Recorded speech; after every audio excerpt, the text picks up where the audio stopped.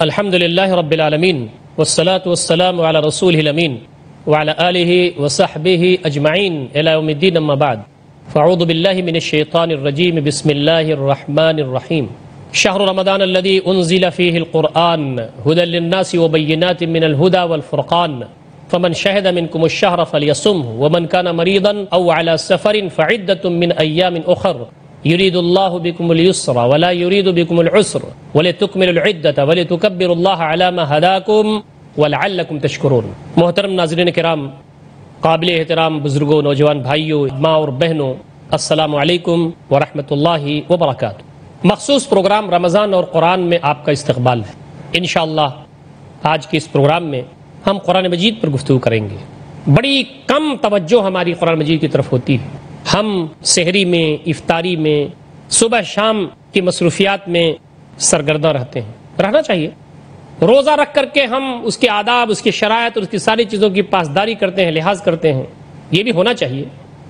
لیکن نبی اکرم صلی اللہ علیہ وسلم نے جو تعلیمات دی ہیں اور قرآن مجید نے جو ہم کو رہنمائی کی ہے وہ یہ کہ اصل چیز قرآن مجید۔ اب آپ دیکھیں کہ ارشاد ہوتا ہے شہر رمضان الذی انزل فیہ القرآن، یہ رمضان کا وہ مہینہ ہے جس میں قرآن نازل کیا گیا۔ ہدی للناس، یہ لوگوں کے لیے سراپا ہدایت ہے۔ وبینات من الہدی، اور ہدایت کی واضح نشانیاں اس میں موجود ہیں۔ والفرقان، اور حق اور باطل میں تمیز کرنے والی چیز ہے قرآن مجید۔ اور آخر میں یہ بات کہی گئی ہے لتکملوا العدہ، تاکہ تم یہ شمار کرو، یہ 29 اور 30، یہ پورے مہینے تم اس کی عظمت کا خیال رکھو اور اس کو شمار کر کے اس میں اللہ تعالیٰ کی بندگی اور عبادت کو بجا لاؤ۔ وَلِتُكَبِّرُوا اللَّهَ عَلَى مَا هَدَاكُمْ وَلَعَلَّكُمْ تَشْكُرُونَ، اور تاکہ تم کبریائی بیان کرو، اللہ تعالیٰ کی بزرگی بیان کرو، اللہ تعالیٰ کی فضیلت بیان کرو، اللہ رب العزت کی تصویر و تحلیل اور اس کی کبریائی بیان کرو اس ہدایت پر جو اس نے تم کو دی، قرآن مجید پر۔ عظیم الشان ہے یہ قرآن مجید، اس پر اللہ تعالیٰ کی کبریائی ہمیں بلند کرنا ہے۔ وَلَعَلَّكُمْ تَشْكُرُونَ، شاید کہ اس روش سے اور اس کے ذریعے تم اللہ تعالیٰ کا شکر ادا کر سکو۔ محترم ناظرین کرام، قرآن مجید اللہ رب العزت کی عظیم الشان نعمت ہے۔ قرآن مجید اللہ رب العزت کا عظیم فضل ہے۔ قرآن مجید اللہ رب العزت کی وہ نعمت ہے کہ اس سے بڑی کوئی اور نعمت بندوں کو اللہ تعالیٰ کی طرف سے حاصل نہیں۔ قرآن مجید نبی اکرم صلی اللہ علیہ وسلم کا سب سے بڑا معجزہ اور المعجزہ الخالدہ ہے، ہمیشہ رہنے والا معجزہ۔ قرآن مجید کیا ہے، اس کے کانٹینٹس کیا ہیں، اس کی تعلیمات کیا ہیں، اس میں اللہ رب العزت چاہتا کیا ہے، فرماتا کیا ہے، کیا چاہا ہے اس نے اپنے بندوں سے، اس کا مطالبہ کیا ہے اپنے بندوں سے، ہمیں قرآن مجید کے ساتھ کیا رویہ اپنانا چاہیے، قرآن مجید کے حقوق ہمارے اوپر کیا ہیں، یہ وہ سارے عناوین ہیں کہ اگر ہم نے اس پر غور نہیں کیا اور رمضان کو ہم نے ایسے گزارا، روزے ہم نے رکھے، اہتمام کیا، تو پورا رمضان گویا ہم نے ٹھیک سے نہیں گزارا۔ سب سے بڑا کردار اور سب سے مین کردار اگر اس رمضان میں ہے تو وہ قرآن مجید کا ہے۔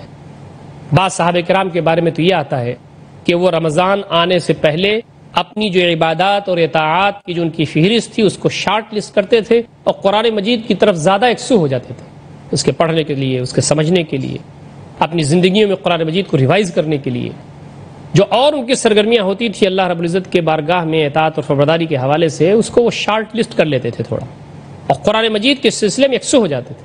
بعض صحابہ کے بارے میں تو یہ آتا ہے کہ قرآن مجید کو اتنا وارفتگی کے ساتھ وہ پڑھتے تھے کہ زیادہ سے زیادہ اس کو پڑھنا، زیادہ سے زیادہ اس کو سمجھنا، زیادہ سے زیادہ اس سے ان کا اٹیچمنٹ ایسا ہو کہ وہ نبی اکرم صلی اللہ علیہ وسلم سے اجازت مانگتے تھے کہ ان کو خصوصی اجازت دے دیں کہ قرآن مجید کو اتنے دنوں میں وہ ختم کریں۔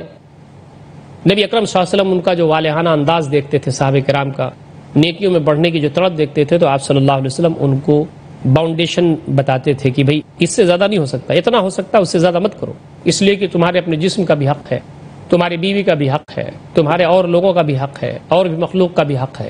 تو نبی اکرم صلی اللہ علیہ وسلم نے ان کو ایک حد تک اجازت دی۔ ہم انشاءاللہ تفصیل کے ساتھ قرآن مجید کے بارے میں بات کریں گے، اس سے ہمارا تعلق کیسا ہونا چاہیے۔ قرآن مجید کے بارے میں قرآن مجید خود ایک جگہ بیان کرتا ہے، اللہ رب العزت کا ارشاد ہے یا ایھا الناس قد جاءتکم موعظۃ من ربکم وشفاء لما فی الصدور وہدی ورحمۃ للمؤمنین قل بفضل اللہ وبرحمتہ فبذلک فلیفرحوا هو خیر مما یجمعون۔ اے لوگو تمہارے پاس نصیحت آ گئی ہے۔ قرآن مجید موعظہ ہے، قرآن مجید نصیحت ہے، اللہ رب العزت کی جانب سے بندوں کے لیے نصیحت ہے۔ نصیحت کا مطلب یہ ہے یہ غلط چیز ہے، یہ نامناسب چیز ہے، یہ ناموضوع چیز ہے تمہارے لیے مناسب چیز یہ ہے کہ اللہ کی اطاعت، اس کی بندگی، اس کے راستے میں تذلل، اس کے راستے میں بچھنا، اس کو تذکیر کیا جائے، اس کو یاد دہانی کی جائے، اچھے انداز میں بتایا جائے، دلوں میں گھر کرنے والا اسلوب اختیار کیا جائے، یہ پورا موجود ہے قرآن مجید میں۔ اے لوگوں تمہارے پاس تمہارے رب کی جانب سے نصیحت آ گئی ہے، موعظت آ گئی ہے۔ اور کیا کہا گیا قرآن مجید کو؟ وہ شفاء لما فی الصدور، دل کے اندر جو بیماریاں ہیں اس کا شفا اس میں موجود ہے۔ دل کے اندر کیا بیماریاں ہیں؟ دل کے اندر کفر ہے، دل کے اندر شرک ہے، دل کے اندر گمراہی ہے، دل کے اندر ضلالت ہے، دل کے اندر بخالت ہے، دل کے اندر شح ہے، دل کے اندر دنیا کی محبت ہے، دل کے اندر اللہ اور اس کے رسول صلی اللہ علیہ وسلم کی وہ محبت نہیں جیسا ہونا چاہیے، دل کے اندر دنیا کے جو خزف ریزے ہیں وہ دل کو کھینچتے ہیں۔ بہت ساری بیماریاں دلوں کے اندر موجود ہیں۔ کہا کہ یہ دلوں کے اندر جو بیماریاں ہیں اس کی یہ شفا ہے، وہ شفاء لما فی الصدور، دل کے اندر جو بیماریاں ہیں اس کی شفا ہے قرآن مجید۔ وہ ہدا، اور یہ ہدایت ہے سراپا، وہ رحمت للمومنین، اور مومنوں کے لیے سراپا رحمت، مومنوں کے لیے سراپا رحمت۔ نبی اکرم صلی اللہ علیہ وسلم سراپا رحمت، نبی اس دنیا میں اللہ تعالیٰ کی طرف سے رحمت کا مظہر ہوتا ہے۔ نبی اکرم صلی اللہ علیہ وسلم پوری کائنات کے لیے رحمت، وما ارسلناک الا رحمۃ للعالمین، اے نبی اکرم صلی اللہ علیہ وسلم ہم نے آپ کو سارے جہان کے لیے رحمت بنا کر کے بھیجا ہے۔ جو قرآن مجید آپ پر نازل ہوا وہ بھی ساری کائنات کے لیے، سارے انسانوں، سارے جنوں کے لیے، تو فرمایا کہ یہ بھی رحمت ہے، وہ رحمت للمومنین، اور یہ مومنوں کے لیے رحمت ہے۔ ہدایت ساری انسانیت کے لیے، رحمت ساری انسانیت کے لیے، لیکن جو مومنین اس کو قبول کر لیتے ہیں، آگے بڑھتے ہیں، ان کے لیے اللہ رب العزت کی طرف سے یہ قرآن مجید رحمت خاص ہے۔ قل بفضل اللہ وبرحمتہ، کہو اللہ کے فضل اور اس کی رحمت کی بنیاد پر یہ چیزیں تم کو مل رہی ہیں، فبذلک فلیفرحوا، تو اس پر یہ خوش ہو جائیں۔ مومنین کو کہا گیا ہے کہ قرآن مجید جو تم کو ملا ہے اس پر خوشی کا اظہار کرو۔ قرآن مجید آدمی پڑھتا ہے اس کو سکینت نازل ہوتی ہے۔ جس مجلس میں قرآن مجید پڑھا جائے، اس کو سمجھا جائے، اس پر مذاکرہ ہو، تو بعض روایتوں میں آتا ہے کہ ایسی مجلس کو فرشتے ڈھانک لیتے ہیں۔ رحمت اور سکونت اور اطمینان کے لیے اللہ رب العزت کی طرف سے فیضان خاص ہوتا ہے اس مجلس میں۔ سورہ بقرہ کی فضیلت بہت ہے، سورہ آل عمران کی فضیلت بہت ہے، سورہ الفاتحہ کی فضیلت بہت، سورہ الکہف کی فضیلت ہے۔ سورتوں کے بارے میں الگ الگ فضیلتیں بھی بیان ہوئی ہیں جو صحیح احادیث سے ثابت ہیں۔ کیوں؟ اس میں جو بیان ہے، اس میں جو انداز ہے، اس میں جو باتیں کی گئی ہیں، اس کی تاثیر ہے۔ یہ اللہ رب العزت کا کلام ہے، اللہ رب العزت کی بات ہے، یہ اس کے ایک ایک حرف میں تاثیر ہے، اس کے ایک ایک جملے میں تاثیر ہے، اس کے کانٹینٹس میں تاثیر ہے، اس کے الفاظ میں نغمگی ہے، اس کا جو اسلوب ہے غیر معمولی ہے۔ قرآن مجید کا جو اعجاز ہے وہ علمی بھی ہے، لفظی بھی ہے، معنوی بھی ہے، فنی بھی ہے، بلاغت کی انتہا ہے قرآن مجید میں۔ کیا کیا اینگل ہے جس پر گفتگو کی جائے، نبی اکرم صلی اللہ علیہ وسلم نے اس کی تفصیلات بیان کی ہیں، اور ہمارے اسلاف نے محنت کر کے، مشقت کر کے، کتاب و سنت کی روشنی میں قرآن مجید کے جو لال و گوہر ہیں وہ بیان کیے ہیں، اور اس کی تفصیلات ہمارے سامنے آئی ہیں۔ اللہ رب العزت کا ارشاد ہے، فرماتے ہیں لو انزلنا هذا القرآن على جبل لرأيته خاشعا متصدعا من خشية الله وتلك الامثال نضربها للناس لعلهم يتفكرون۔ اگر ہم اس قرآن کو کسی پہاڑ پر نازل کر دیتے تو تم دیکھتے کہ یہ اللہ تعالیٰ کی خشیت سے یہ پہاڑ ریزہ ریزہ ہو گیا ہے۔ ایسی بات اس قرآن مجید میں۔ بسم اللہ الرحمن الرحیم۔ محترم ناظرین کرام، ہم وقفے کے بعد پھر حاضر خدمت ہیں۔ قرآن مجید پر گفتگو چل رہی تھی۔ اللہ رب العزت کا ارشاد ہے، فرماتے ہیں لو انزلنا هذا القرآن على جبل لرأيته خاشعا متصدعا من خشية الله وتلك الامثال نضربها للناس لعلهم يتفكرون۔ اگر ہم اس قرآن کو کسی پہاڑ پر نازل کر دیتے تو تم دیکھتے کہ یہ اللہ تعالیٰ کی خشیت سے یہ پہاڑ ریزہ ریزہ ہو گیا ہے۔ ایسی بات اس قرآن مجید میں بیان کی گئی ہے کہ اگر بندہ آمادگی کے ساتھ اس کو پڑھے تو اس کا دل ہلنے لگتا ہے۔ اللہ رب العزت کی خشیت اس کے بندے کے دل میں طاری ہو جاتی ہے۔ خوف طاری ہو جاتا ہے۔ قرآن مجید میں دوسری جگہ ارشاد ہے کہ جب اس کی تلاوت مومنین کرتے ہیں تو تقشعر منہ جلود، یہ جو چمڑا ہے، یہ جو کھال ہے، اس کے جو روگٹے ہیں وہ کھڑے ہو جاتے ہیں۔ تو پہاڑ کتنا سخت ہے، اگر ہم نے اس کو پہاڑ پر نازل کیا ہوتا تو اس کے اثر سے، اس کے احساس سے، اس کے ادراک سے یہ پہاڑ بھی ریزہ ریزہ ہو جاتا ڈر کی وجہ سے۔ یہ مثال اللہ رب العزت نے اس لیے دی ہے کہ اے انسان، جب قرآن مجید تو پڑھ رہا ہو تو تیرے اندر بھی خوف خدا اور خشیت الہی پیدا ہونا چاہیے، خوف پیدا ہونا چاہیے، ڈر پیدا ہونا چاہیے، اس کا جو اثر ہے وہ قبول کرنا چاہیے۔ قرآن مجید کی جو تاثیر ہے وہ تمہارے قلب و ذہن پر چھا جانی چاہیے۔ اللہ تعالیٰ کی خشیت سے ریزہ ریزہ پہاڑ ہو گیا ہے، یہ بات کہی جا رہی ہے۔ اللہ کی خشیت غیر معمولی چیز ہے۔ آدمی کے اندر، ہمارے اندر اللہ کی خشیت قرآن مجید کے پڑھنے سے آنی چاہیے، یہ اس کا سب سے بڑا آؤٹ پٹ ہے اور اس کا سب سے بڑا نتیجہ ہے۔ آگے کہا وَتِلْكَ الْأَمْثَالُ نَضْرِبُهَا لِلنَّاسِ، یہ مثالیں ہم لوگوں کے لیے اس لیے بیان کرتے ہیں لَعَلَّهُمْ يَتَفَكَّرُونَ، تاکہ وہ غور و فکر کر سکیں۔ قرآن مجید غور و فکر کے لیے آیا ہوا ہے، سوچنے کے لیے، سمجھنے کے لیے، غور کرنے کے لیے، احتساب کرنے کے لیے، جائزہ لینے کے لیے، اپنی زندگیوں کا رخ متعین کرنے کے لیے، زندگیوں کو آلائشوں سے پاک کرنے کے لیے یہ قرآن مجید آیا ہوا۔ ایسی تھوڑی ہے۔ قرآن مجید کا ایک معجزہ یہ ہے کہ نبی اکرم صلی اللہ علیہ وسلم پر یہ معجزہ نازل ہوا، معجزہ خالدہ، ہمیشہ رہنے والا ہے۔ پوری دنیا کے لوگ آزما سکتے ہیں کہ قرآن مجید کی عظمت کیا ہے، قرآن مجید کیا اتھینٹک ہے کہ نہیں، قرآن مجید اللہ رب العزت کی طرف سے نازل ہوا ہے کہ نہیں، وغیرہ وغیرہ۔ یہ رہتی دنیا تک اللہ رب العزت کی طرف سے محفوظ ہے۔ نبی اکرم صلی اللہ علیہ وسلم کا معجزہ، سارے انبیاء کو جو معجزات ملے وہ پارٹ ٹائم بینگ تھے۔ حضرت موسیٰ علیہ السلام کو جو معجزہ ملا، حضرت عیسیٰ علیہ السلام کو جو معجزہ ملا، ان کی زندگی تک تھا۔ اور بھی انبیاء کو جو معجزات ملے ان کی زندگی تک تھے۔ نبی اکرم صلی اللہ علیہ وسلم کو معجزات بہت سارے ملے جو ان کی زندگی تک تھے، لیکن یہ قرآن مجید کا جو معجزہ آپ کو ملا یہ معجزہ خالدہ ہے، ہمیشہ رہنے والا، رہتی دنیا تک رہنے والا یہ معجزہ ہے۔ قرآن مجید میں ارشاد ہوتا ہے انا نحن نزلنا الذکر وانا له لحافظون، انا نحن نزلنا الذکر، ہم نے ذکر کو نازل کیا ہے۔ قرآن مجید کو ذکر بھی کہا گیا ہے۔ ذکر کا مطلب یاد دہانی، نصیحت، اچھی چیزوں کی طرف لوگوں کو توجہ دلانا، ذکر یاد دہانی۔ ہم نے نازل کیا ہے ذکر کو، یعنی قرآن کو ہم نے نازل کیا، اللہ رب العزت فرماتے ہیں وَإِنَّا لَهُ لَحَافِظُونَ، اور ہم ہی اس کی حفاظت کریں گے۔ حفاظت ہمارے ذمہ ہے۔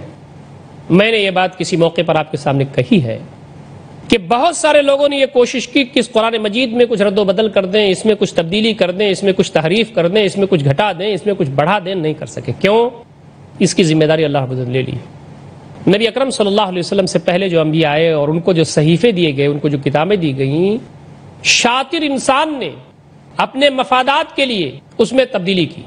اللہ کے نیک بندے اللہ تعالیٰ کی کتاب کی روشنی میں اپنی زندگی کو گزارنے کی کوشش کرتے ہیں اور گزارتے ہیں۔ جو نالائق بندے ہیں اللہ رب العزت کے، وہ کتاب الہی کو اپنی مرضی کے مطابق چلانے لگتے ہیں۔ کتاب الہی کے مطابق چلنے کے بجائے کتاب الہی کو اپنے مطابق چلانے لگتے ہیں۔ یہ ہر نبی کی قوم میں ہوا، ایسے لوگ موجود تھے۔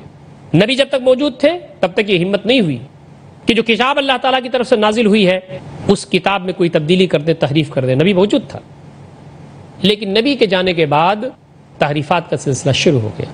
یہ زبور کے ساتھ ہوا، یہ توریت کے ساتھ ہوا، یہ انجیل کے ساتھ ہوا، وہ اپنی جگہ اتھینٹک نہیں ہے۔ نبی اکرم صلی اللہ علیہ وسلم کے جانے کے بعد آپ صلی اللہ علیہ وسلم کے نیک بندے قرآن مجید کے مطابق اپنی زندگیوں کو ڈھالتے رہیں گے، اپنی زندگیاں گزارتے رہیں گے، اللہ تعالیٰ کی خوشنودی حاصل کرنے کی تمنا لیے ہوئی عمل کرتے رہیں گے، دعائیں کرتے رہیں گے، یہ کام رہے گا۔ لیکن اللہ تعالیٰ کے نالائق بندے کوشش میں تھے اور ہیں کہ قرآن مجید میں تحریف کر دیں، قرآن مجید کو مٹا دیں، قرآن مجید میں ہیرا پھیری کر دیں۔ لیکن اللہ رب العزت نے یہ طے فرما دیا تھا کہ چونکہ اب آپ صلی اللہ علیہ وسلم کے بعد کوئی نبی آنے والا نہیں ہے، لہذا آپ صلی اللہ علیہ وسلم پر جو کتاب ہے وہ محفوظ رہے، تاکہ وہ آئینہ رہے ہر شخص کے لیے، چاہے وہ مسلمان ہو، چاہے وہ مومن ہو، چاہے وہ عالم ہو، چاہے وہ کتنا بڑا ہو، چاہے وہ کتنا چھوٹا ہو۔ یہ قرآن مجید، اس میں کوئی تبدیلی نہیں۔ اور نبی اکرم صلی اللہ علیہ وسلم نے اپنی زندگی کے اختتام پر فرمایا تھا اپنے آخری ایام میں ترکت فیکم امرین لن تضلوا ما تمسکتم بہما کتاب اللہ و سنتی. میں اس دنیا سے جا رہا ہوں لیکن تمہارے درمیان دو چیزیں چھوڑ کر کے جا رہا ہوں، اگر ان کو مضبوطی سے پکڑے رہو گے تو کبھی بھٹک نہیں سکتے ہو. ایک یہ قرآن مجید ہے اور دوسری میری زندگی ہے جو قرآن مجید کی تشریح و تعبیر. یہاں ایک نقطہ ہے چھوٹا سا، محترم ناظرین تھوڑی توجہ کی ضرورت ہے. نبی صلی اللہ علیہ وسلم نے فرمایا لن تضلوا، ہرگز ہرگز نہیں بھٹک سکتے، کبھی نہیں بھٹک سکتے.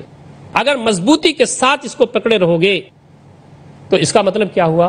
اگر مضبوطی کے ساتھ ہم نے نہیں پکڑا تو لازماً بھٹک جائیں گے. مضبوطی کے ساتھ پکڑے رہیں گے تو کبھی نہیں بھٹکیں گے، اور اگر مضبوطی کے ساتھ نہیں پکڑیں گے تو بھٹک جائیں گے. یہ بات نکلتی ہے اسی حدیث سے. آج قرآن مجید کو ہم نے کتنا مضبوطی سے پکڑا ہے، میں نے کتنی مضبوطی سے پکڑا ہے، میرے گھر والوں نے کتنی مضبوطی سے پکڑا ہے، عام مسلمانوں نے کتنی مضبوطی سے پکڑا ہے، امت اور ملت نے کتنی مضبوطی سے پکڑا ہے. یہ غور و فکر کی ضرورت ہے، دیکھنے کی ضرورت ہے. تو اللہ رب العزت نے اس قرآن مجید جو اس رمضان المبارک میں اترا، بابرکت رات میں نزول جس کا شروع ہوا لیلۃ القدر میں، قرآن مجید کی عظمت کا کیا کہنا. یہ قرآن مجید رہتی دنیا تک اللہ رب العزت کی طرف سے محفوظ ہے. یہ اللہ کا کرم ہے، اس کا فیض ہے، اس کا انعام ہے، اس کا احسان ہے. لیکن لوگ کوشش میں ہیں کہ تحریف کر دیں، لوگ کوشش میں ہیں کہ اس میں رد و بدل کر دیں.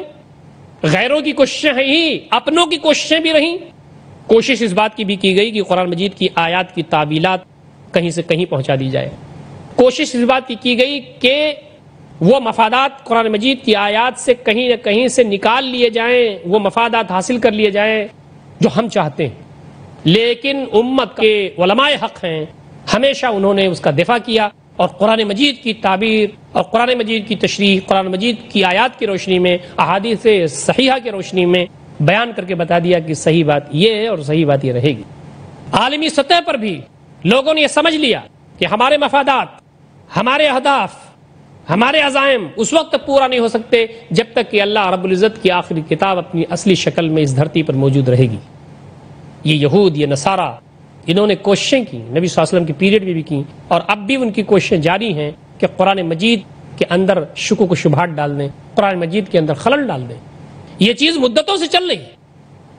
امریکہ نے خود، آپ کو معلوم ہے، اور اس کے حواریوں نے اس بات کی کوشش کی کہ قرآن مجید کو ایسا اسمبل کر کے پیش کیا جائے کہ وہ سب کے لیے قابل عمل ہو جائے.